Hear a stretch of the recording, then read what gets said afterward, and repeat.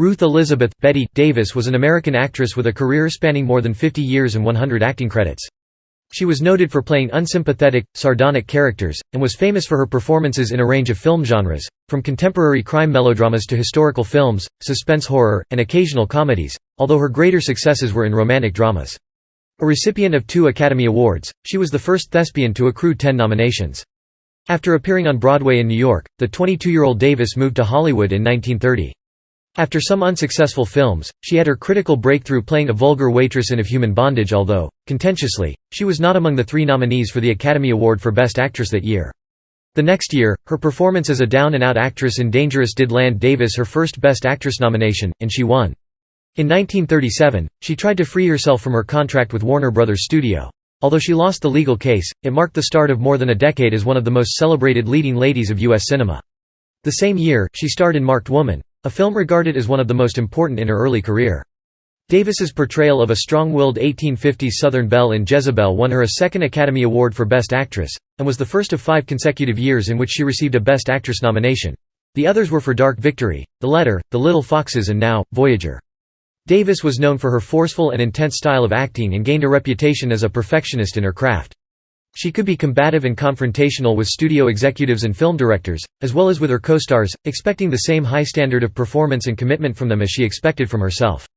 Her forthright manner, idiosyncratic speech, and ubiquitous cigarette contributed to a public persona that has been often imitated.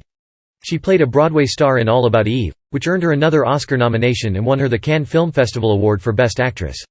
Her last Oscar nomination was for Whatever Happened to Baby Jane?, which also starred her famous rival Joan Crawford. In the latter stage of her career, her most successful films were Death on the Nile and The Whales of August. Her career went through several periods of eclipse, but despite a long period of ill health she continued acting in film and on television until shortly before her death from breast cancer in 1989. She admitted that her success had often been at the expense of her personal relationships. She was married 4 times, divorcing 3 and widowed once, when her second husband died unexpectedly. She raised her children largely as a single parent. Her daughter, B.D. Hyman, wrote a controversial memoir about her childhood, 1985's My Mother's Keeper. Davis was the co-founder of the Hollywood Canteen, a club venue for food, dancing and entertainment for servicemen during World War II, and was the first female president of the Academy of Motion Picture Arts and Sciences. She was also the first woman to receive a Lifetime Achievement Award from the American Film Institute. In 1999, Davis was placed second behind Katharine Hepburn on the American Film Institute's list of the greatest female stars of the classical Hollywood cinema era. Life and career 1908 to 1929. Childhood and early acting career Ruth Elizabeth Davis, known from early childhood as Bette, was born on April 5, 1908, in Lowell, Massachusetts, the daughter of Harlow Morrell Davis, a law student from Augusta, Maine, and subsequently a patent attorney, and Ruth Augusta, from Tyngsboro, Massachusetts. Davis's younger sister was Barbara Harriet. In 1915, Davis's parents separated, and Davis attended, for 3 years, a Spartan boarding school called Crestalbin in Lanesboro, Massachusetts, in the Berkshires. In the fall of 1921, Ruth Davis moved to New York City, using her children's tuition money to enroll in the Clarence White School of Photography, with an apartment on 144th Street at Broadway. She then worked as a portrait photographer. Davis later changed the spelling of her first name to Bette after Betty Fisher, a character in Honoré de Balzac's La Cousine Bette. During their time in New York, Davis became a Girl Scout where she became a patrol leader. Her patrol won a competitive dress parade for Mrs. Herbert Hoover at Madison Square Garden. Davis attended Cushing Academy, a boarding school in Ashburnham, Massachusetts, where she met her future husband, Harmon O. Nelson, known as Ham. In 1926, a then 18-year-old Davis saw a production of Henrik Ibsen's The Wild Duck with Blanche Yerka and Peg Entwistle. Davis later recalled, "The reason I wanted to go into theater was because of an actress named Peg Entwistle. She auditioned for admission to Eva Le Gallienne's Manhattan Civic Repertory, but was rejected by Le Gallienne, who described her attitude as insincere and frivolous." Davis auditioned for George Cukor's Stock Theatre Company in Rochester, New York. Although he was not very impressed, he gave Davis her first paid acting assignment, a 1-week stint playing the part of a chorus girl in the play Broadway. Ed Sakov sources Davis's first professional role to a 1929 production by the Provincetown Players of Virgil Geddes' play The Earth Between. However, the production was postponed by a year. In 1929, Davis was chosen by Blanche Yerka to play Hedwig, the character she had seen Entwistle play in The Wild Duck. After performing in Philadelphia, Washington, and Boston, she made her Broadway debut in 1929 in Broken Dishes and followed it with Solid South. 1930 to 1936. Early years in Hollywood. In 1930, 22-year-old Davis moved to Hollywood to screen test for Universal Studios. Davis and her mother traveled by train to Hollywood. She later recounted her surprise that nobody from the studio was there to meet her.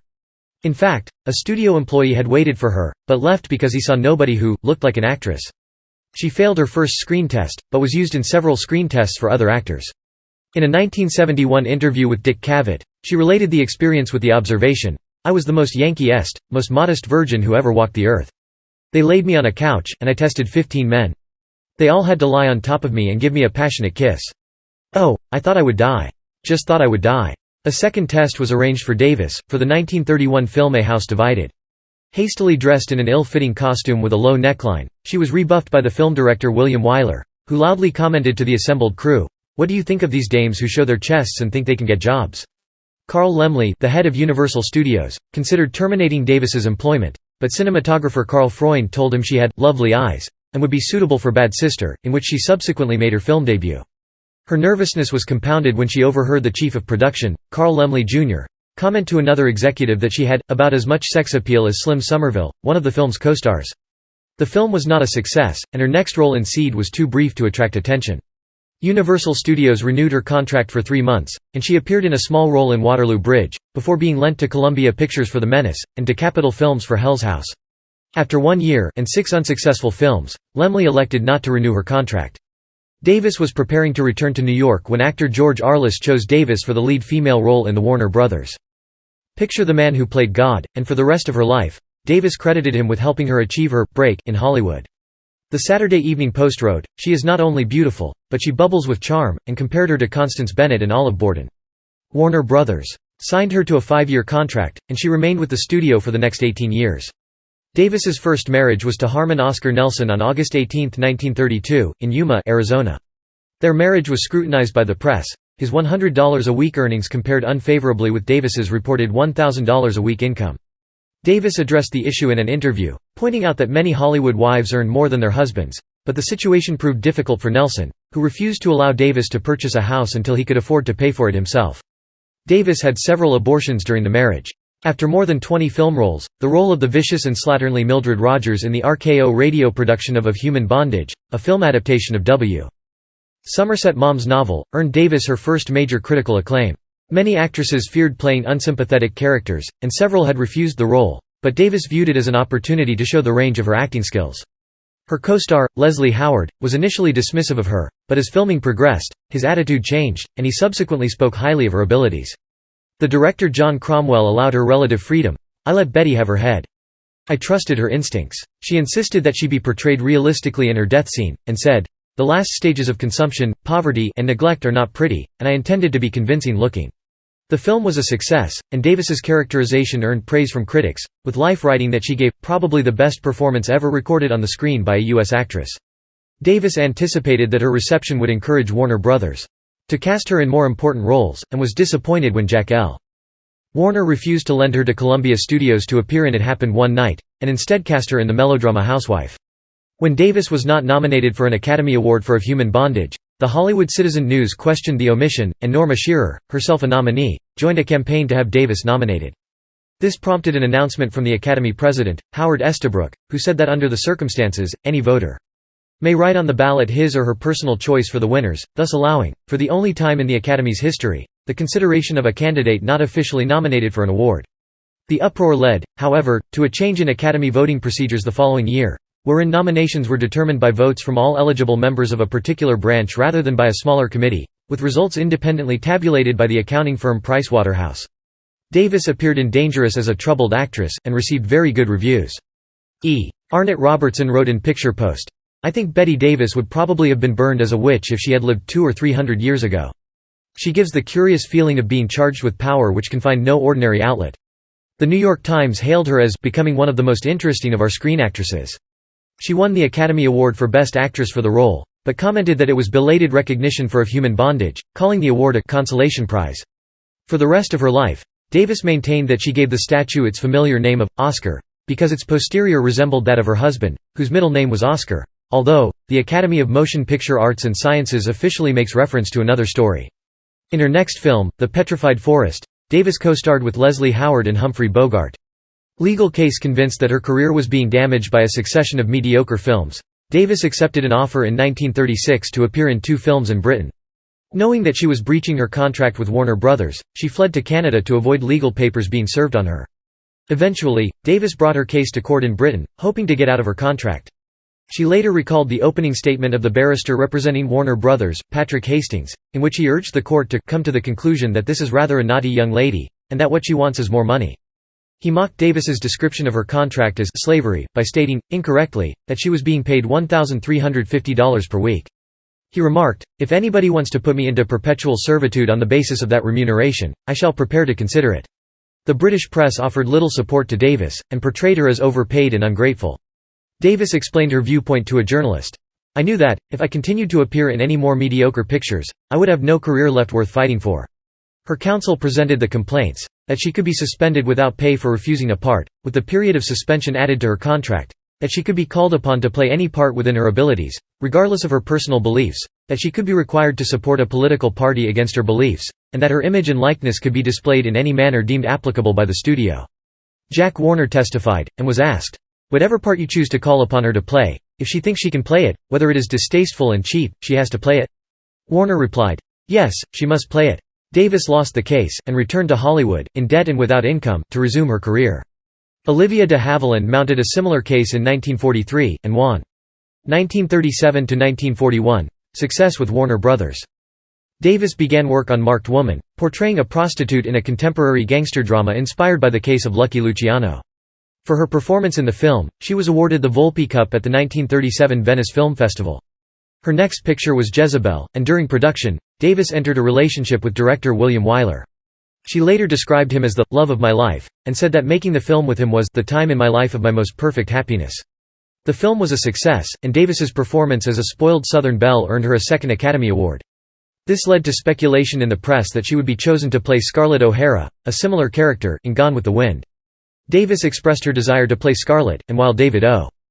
Selznick was conducting a search for the actress to play the role, a radio poll named her as the audience favorite. Warner offered her services to Selznick as part of a deal that also included Errol Flynn and Olivia de Havilland, but Selznick did not consider Davis as suitable, and rejected the offer, while Davis did not want Flynn cast as Rhett Butler. Newcomer Vivien Leigh was cast as Scarlett O'Hara, de Havilland landed a role as Melanie, and both of them were nominated for the Oscars, with Leigh winning. Jezebel marked the beginning of the most successful phase of Davis's career, and over the next few years, she was listed in the annual Quigley poll of the top 10 money-making stars, which was compiled from the votes of movie exhibitors throughout the U.S. for the stars who had generated the most revenue in their theaters over the previous year. In contrast to Davis's success, her husband Ham Nelson had failed to establish a career for himself, and their relationship faltered. In 1938, Nelson obtained evidence that Davis was engaged in a sexual relationship with Howard Hughes, and subsequently filed for divorce, citing Davis's cruel and inhuman manner. Davis was emotional during the making of her next film, Dark Victory, and considered abandoning it until the producer Hal B. Wallace convinced her to channel her despair into her acting. The film was among the high-grossing films of the year, and the role of Judith Traherne brought her an Academy Award nomination. In later years, Davis cited this performance as her personal favorite. She appeared in 3 other box office hits in 1939, The Old Maid with Miriam Hopkins, Juarez with Paul Muni, and The Private Lives of Elizabeth and Essex with Errol Flynn. The last was her first color film, and her only color film made during the height of her career. To play the elderly Elizabeth I of England, Davis shaved her hairline and eyebrows. During filming, she was visited on the set by the actor Charles Laughton. She commented that she had a nerve, playing a woman in her 60s, to which Laughton replied, "Never not dare to hang yourself. That's the only way you grow in your profession. You must continually attempt things that you think are beyond you, or you get into a complete rut." Recalling the episode many years later, Davis remarked that Laughton's advice had influenced her throughout her career. By this time, Davis was Warner Brothers' most profitable star, and she was given the most important of their female leading roles. Her image was considered with more care. Although she continued to play character roles, she was often filmed in close-ups that emphasized her distinctive eyes. All This, and Heaven 2 was the most financially successful film of Davis's career to that point. The Letter was considered one of the best pictures of the year by The Hollywood Reporter, and Davis won admiration for her portrayal of an adulterous killer, a role originated by Katharine Cornell. During this time, she was in a relationship with her former co-star George Brent, who proposed marriage. Davis refused, as she had met Arthur Farnsworth, a New England innkeeper, and Vermont dentist's son. Davis and Farnsworth were married at Home Ranch, in Rimrock, Arizona, in December 1940, her second marriage. In January 1941, Davis became the first female president of the Academy of Motion Picture Arts and Sciences, but antagonized the committee members with her brash manner and radical proposals. Davis rejected the idea of her being just a figurehead only. Faced with the disapproval and resistance of the committee, Davis resigned, and was succeeded by her predecessor Walter Wanger. Davis starred in 3 movies in 1941, the first being The Great Lie, with George Brent. It was a refreshingly different role for Davis as she played a kind, sympathetic character. William Wyler directed Davis for the third time in Lillian Hellman's The Little Foxes, but they clashed over the character of Regina Giddens, a role originally played on Broadway by Tallulah Bankhead. Wyler encouraged Davis to emulate Bankhead's interpretation of the role, but Davis wanted to make the role her own. She received another Academy Award nomination for her performance, and never worked with Wyler again. 1942–1944, war effort and personal tragedy following the attack on Pearl Harbor. Davis spent the early months of 1942 selling war bonds. After Jack Warner criticized her tendency to cajole crowds into buying, she reminded him that her audiences responded most strongly to her bitch performances. She sold $2 million worth of bonds in 2 days, as well as a picture of herself in Jezebel for $250,000. She also performed for black regiments as the only white member of an acting troupe formed by Hattie McDaniel, which included Lena Horne and Ethel Waters. At John Garfield's suggestion of opening a servicemen's club in Hollywood, Davis, with the aid of Warner, Cary Grant, and Jewel Stein, transformed an old nightclub into the Hollywood Canteen, which opened on October 3, 1942. Hollywood's most important stars volunteered to entertain servicemen. Davis ensured that every night, a few important names would be there for the visiting soldiers to meet. She appeared as herself in the film Hollywood Canteen, which used the canteen as the setting for a fictional story. Davis later commented, "There are few accomplishments in my life that I am sincerely proud of. The Hollywood Canteen is one of them." In 1980, she was awarded the Distinguished Civilian Service Medal, the United States Department of Defense's highest civilian award, for her work with the Hollywood Canteen. Davis showed little interest in the film Now, Voyager, until Hal Wallace advised her that female audiences needed romantic dramas to distract them from the reality of their lives. It became one of the better known of her women's pictures. In one of the film's most imitated scenes, Paul Henreid lights 2 cigarettes as he stares into Davis's eyes, and passes one to her. Film reviewers complimented Davis on her performance, the National Board of Review commenting that she gave the film a dignity not fully warranted by the script. During the early 1940s, several of Davis's film choices were influenced by the war, such as Watch on the Rhine, by Lillian Hellman, and Thank Your Lucky Stars, a light-hearted all-star musical cavalcade, with each of the featured stars donating their fees to the Hollywood Canteen. Davis performed a novelty song, They're Either Too Young or Too Old, which became a hit record after the film's release. Old acquaintance reunited her with Miriam Hopkins in a story of 2 old friends who deal with the tensions created when one of them becomes a successful novelist. Davis felt that Hopkins tried to upstage her throughout the film. Director Vincent Sherman recalled the intense competition and animosity between the 2 actresses, and Davis often joked that she held back nothing in a scene in which she was required to shake Hopkins in a fit of anger. In August 1943, Davis's husband Arthur Farnsworth collapsed while walking along a Hollywood street, and died 2 days later. An autopsy revealed that his fall had been caused by a skull fracture he had suffered 2 weeks earlier. Davis testified before an inquest that she knew of no event that might have caused the injury. A finding of accidental death was reached. Highly distraught, Davis attempted to withdraw from her next film Mr. Skeffington, but Jack Warner, who had halted production following Farnsworth's death, persuaded her to continue. Although she had gained a reputation for being forthright and demanding, her behavior during filming of Mr. Skeffington was erratic and out of character. She alienated Vincent Sherman by refusing to film certain scenes and insisting that some sets be rebuilt. She improvised dialogue, causing confusion among other actors, and infuriated the writer Julius Epstein, who was called upon to rewrite scenes at her whim. Davis later explained her actions with the observation, "When I was most unhappy, I lashed out rather than whined." Some reviewers criticized Davis for the excess of her performance.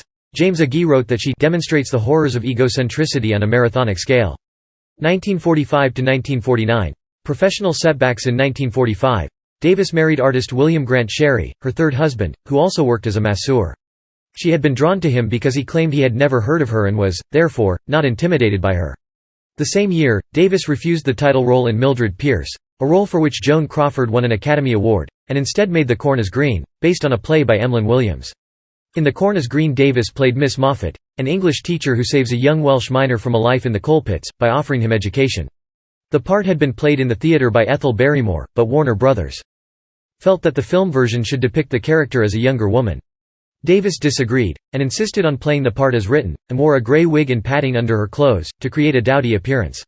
The film was well received by critics, and made a profit of $2.2 million. The critic E. Arnott Robertson observed, Only Bette Davis could have combated so successfully the obvious intention of the adapters of the play to make frustrated sex the mainspring of the chief character's interest in the young minor. She concluded that the subtle interpretation she insisted on giving kept the focus on the teacher's sheer joy in imparting knowledge. Her next film, A Stolen Life, was the only film that Davis made with her own production company, BD Productions. Davis played dual roles as twins. The film received poor reviews, and was described by Bosley Crowther as a distressingly empty piece. But, with a profit of $2.5 million, it was one of her biggest box office successes. In 1947, the U.S. Treasury named Davis as the highest-paid woman in the country, with her share of the film's profit accounting for most of her earnings. Her next film was Deception, the first of her films to lose money. Possessed had been tailor-made for Davis, and was to have been her next project after Deception. However, she was pregnant and went on maternity leave.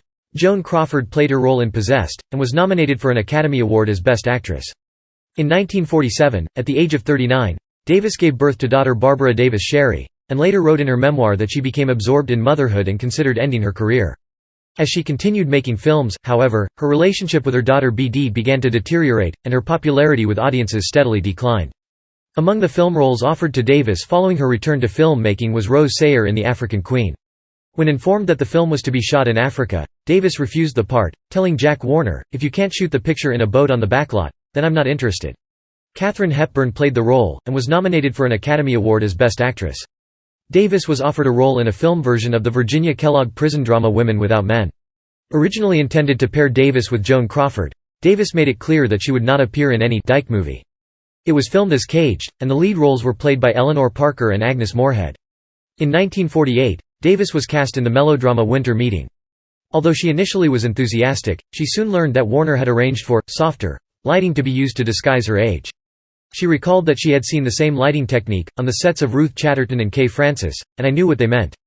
To add to her disappointment, she was not confident in the abilities of her leading man, James Davis, in his first major screen role. She disagreed with changes made to the script because of censorship restrictions, and found that many of the aspects of the role that initially appealed to her had been cut. The film was described by Bosley Crowther as interminable, and he noted that, of all the miserable dilemmas in which Miss Davis has been involved, this one is probably the worst. It failed at the box office, and the studio lost nearly $1 million. While making June Bride, Davis clashed with co-star Robert Montgomery, later describing him as a male Miriam Hopkins. An excellent actor, but addicted to scene stealing.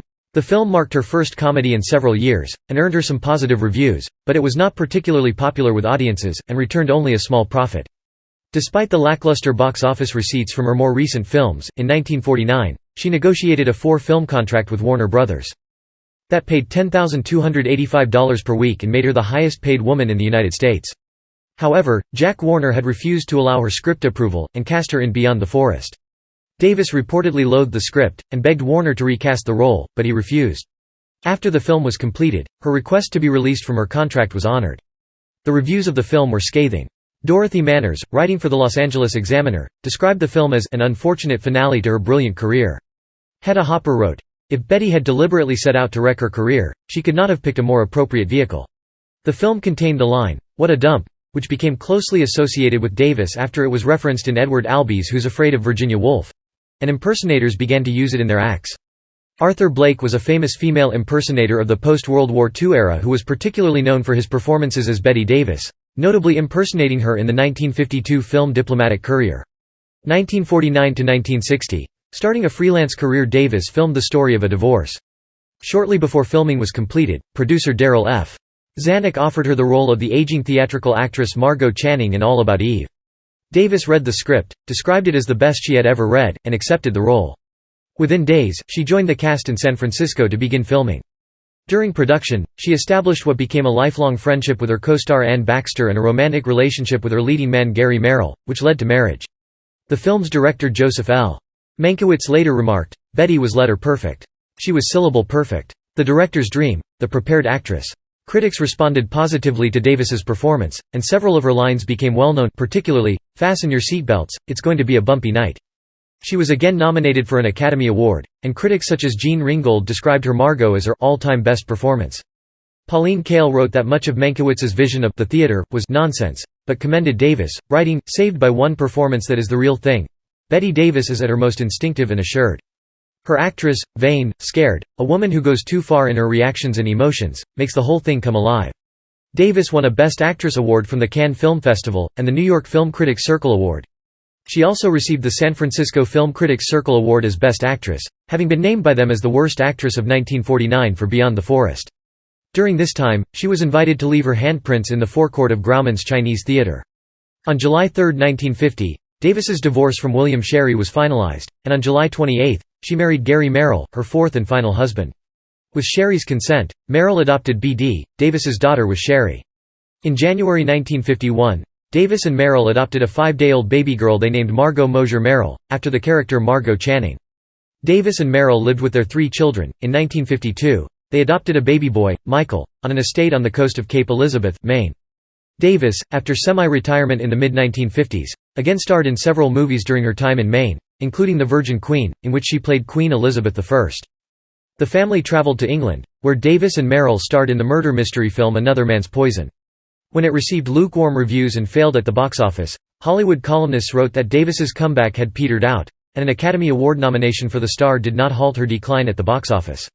In 1952, Davis appeared in the Broadway revue Two's Company, directed by Jules Dassin. She was uncomfortable working outside of her area of expertise. She never had been a musical performer, and her limited theater experience had been more than 20 years earlier. She was also severely ill, and was operated on for osteomyelitis of the jaw. Margot was diagnosed as severely brain damaged due to an injury sustained during or shortly after her birth, and was placed in an institution around the age of 3. Davis and Merrill began arguing frequently, and B.D. later recalled episodes of alcohol abuse and domestic violence. Few of Davis's films of the 1950s were successful, and many of her performances were condemned by critics.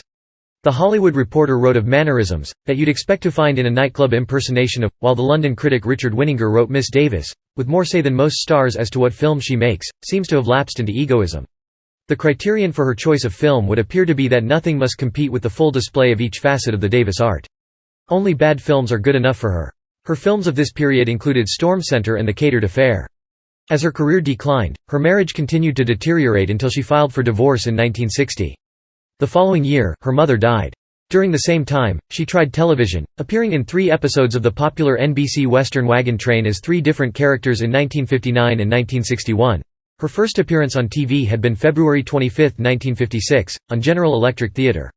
In 1960, Davis, a registered Democrat, appeared at the 1960 Democratic National Convention in Los Angeles, where she met future President John F.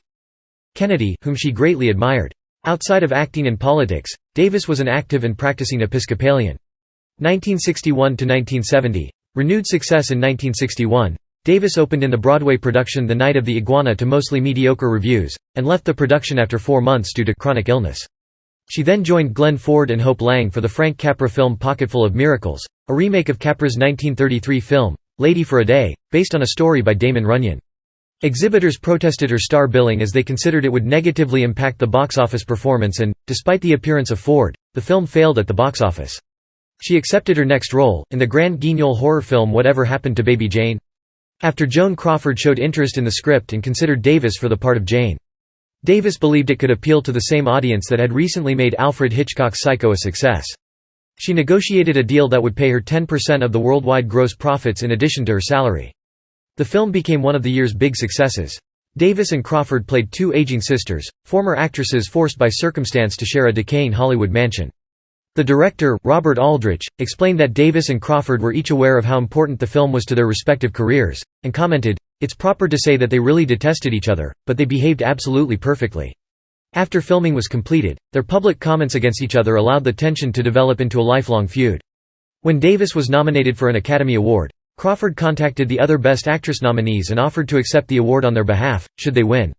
When Anne Bancroft was announced as winner, Crawford accepted the award on Bancroft's behalf. Despite their dislike for each other, Davis and Crawford spoke highly of each other's talent in acting. Crawford said Davis was a fascinating actress, but they were never able to become friends as they only worked on the one film together. Davis also said Crawford was a good, professional actress, but cared a lot about the way she looked, and her vanity.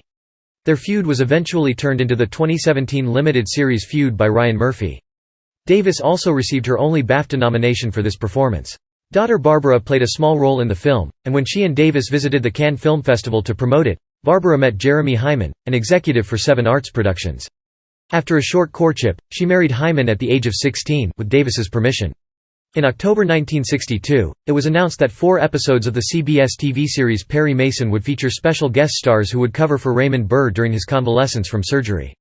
A Perry Mason fan, Davis was the first of the guest stars.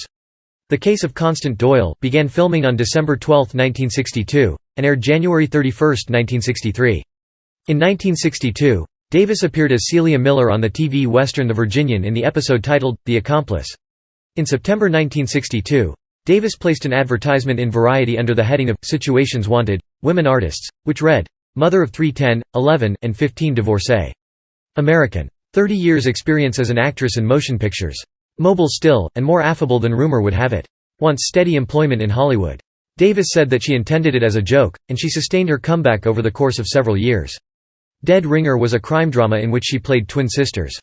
The film was an American adaptation of the Mexican film La Otra, starring Dolores del Rio. Where Love Has Gone was a romantic drama based on a Harold Robbins novel. Davis played the mother of Susan Hayward, but filming was hampered by heated arguments between Davis and Hayward. Hush! Hush! Sweet Charlotte was Robert Aldrich's follow-up to Whatever Happened to Baby Jane. Aldrich planned to reunite Davis and Crawford, but the latter withdrew allegedly due to illness soon after filming began. She was replaced by Olivia de Havilland. The film was a considerable success, and brought renewed attention to its veteran cast, which included Joseph Cotten, Mary Astor, Agnes Moorehead, and Cecil Kellaway. The following year, Davis was cast as the lead in an Aaron Spelling sitcom, The Decorator. A pilot episode was filmed, but was not shown, and the project was terminated. By the end of the decade, Davis had appeared in the British films The Nanny, The Anniversary, and Connecting Rooms, none of which were reviewed well, and her career again stalled. 1971 to 1983. Later career in the early 1970s, Davis was invited to appear in New York City in a stage presentation titled Great Ladies of the American Cinema.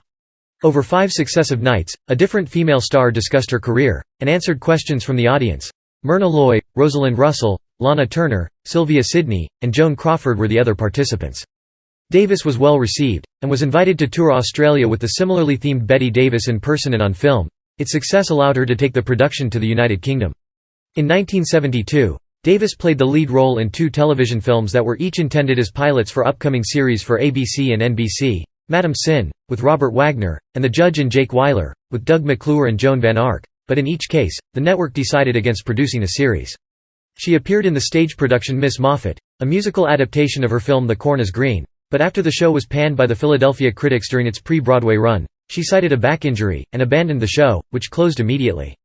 She played supporting roles in Luigi Comencini's Lo Scopone Scientifico with Joseph Cotten and Italian actors Alberto Sordi and Silvana Mangano, Burnt Offerings, a Dan Curtis film, and The Disappearance of Amy, but she clashed with Karen Black and Faye Dunaway, the stars of the 2 latter respective productions, because she felt that neither extended her an appropriate degree of respect and that their behavior on the film sets was unprofessional. In 1977, Davis became the first woman to receive the American Film Institute's Lifetime Achievement Award. The televised event included comments from several of Davis's colleagues, including William Wyler, who joked that given the chance, Davis would still like to re-film a scene from the letter, to which Davis nodded.